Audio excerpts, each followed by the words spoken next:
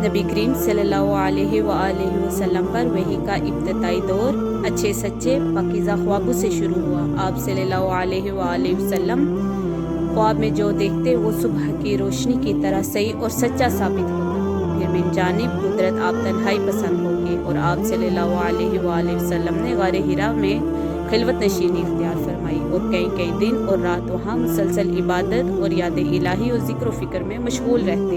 जब तक घर आने को दिल न चाहता तोशा हमरा लिए वहीं रहते। तोशा ख़त्म होने पर अहलिया मोहतरमा हज़रत खदीजा रज़ियल्लाहु ताला अन्हा के पास तशरीफ़ लाते और कुछ तोशा हमरा लेकर फिर वहाँ जाकर खिलवत गुज़ीर हो जाते।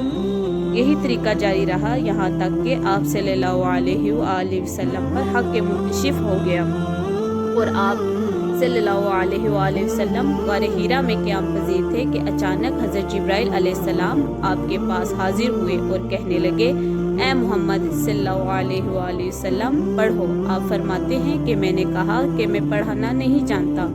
आप फरमाते हैं कि फरिश्ते ने मुझे पकड़ा और इतने ज़ोर से खींचा कि मेरी ताकत जवाब देगी।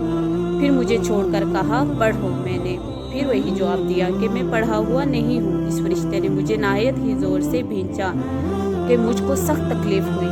फिर इसने कहा कि पढ़ो। मैंने कहा कि मैं पढ़ा हुआ नहीं हूँ। फरिश्ते ने तीसरी बार मुझको पकड़ा और तीसरी मर्तबा फिर मुझको खींचा। फिर मुझे छोड़ दिया और कहने लगा कि पढ़ो अपने रब के नाम की मदद से जिसने पैदा किया और इंसान को खून की फुटकी से बनाया। पढ़ो और आपका रब बहुत ही मेहरबानियाँ करने वाला है। बस यही आयतें आप हज़रत जिब्राइल अलैहिस्सलाम से सुनकर इस हाल में गारे हीरा से वाकिफ हुए कि आप सल्लल्लाहु अलैहि वसल्लम का दिल इस अनोखे वाक़ये से कांप रहा था। आप हज़रत खदीजा रज़ियल्लाहु ताला अन्हा के पास तशरीफ़ लाए और फरमाया कि मुझे कंबल ओढ़ा दो, मुझे कंबल ओढ़ा दो।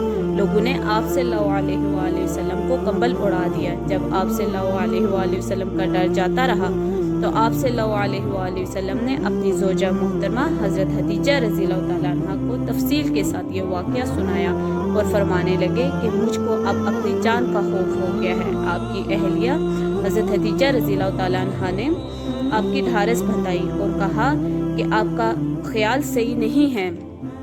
अल्लाह की कसम आपको अल्लाह कभी रुसवा नहीं करेगा।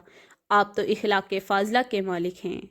आप तो कुंबाए परवर हैं। बेकसों का बोझ अपने सर पर रख लेते हैं। मुफलिसों के लिए आप कमाते हैं।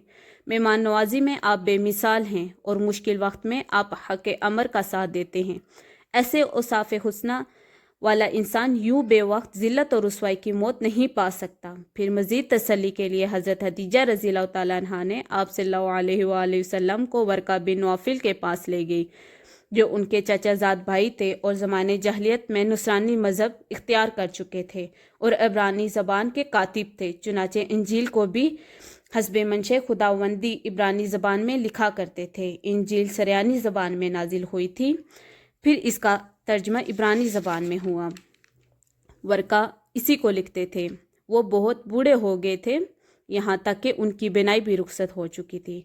हज़रत खदीजा रज़ियल्लाहु ताला अन्हा ने उनके सामने आपके हालात बयान किए और कहा कि ए चचाजाद भाई, अपने भतीजे मोहम्मद की ज़बानी ज़रा इनकी कैफियत सुन लीजिए। वो बोले कि भतीजे, आपने जो कुछ देखा है उसकी तफसील सुनाओ। चुनाचे आपने अज़ल अव्वल ता आखिर पूरा वाक़या सुनाया, जिसे सुनकर वर्का बेख्तियार बोल उठे कि ये तो वही मुअज़्ज़ज़ राज़दान फरिश्ता है जिसे अल्लाह ने हज़रत मूसा अलैहिस्सलाम पर वही देकर भेजा था। काश में आपके इस अहद नबूवत के शुरू होने पर जवान उम्र होता। काश में इस वक्त तक ज़िंदा रहता जब तक आपकी कौम आपको शहर से निकाल देगी। रसूलुल्लाह सल्लल्लाहु अलैहि वसल्लम ने ये सुनकर ताज्जुब से पूछा कि क्या वो लोग मुझे निकाल देंगे, हालांकि मैं तो उनमें सादिक व अमीन मकबूल हूँ। वर्का बोला, हाँ ये सब कुछ सच है, मगर जो शख्स आपकी तरह अम्र हक लेकर आया लोग उसके दुश्मन हो गए। अगर मुझे आपकी नबूवत का वो ज़माना मिल जाए तो मैं आपकी पूरी मदद करूँगा। मगर वर्का कुछ दिनों के बाद इंतकाल कर गए। फिर कुछ अरसा तक वही की आमद मौकूफ़ रही।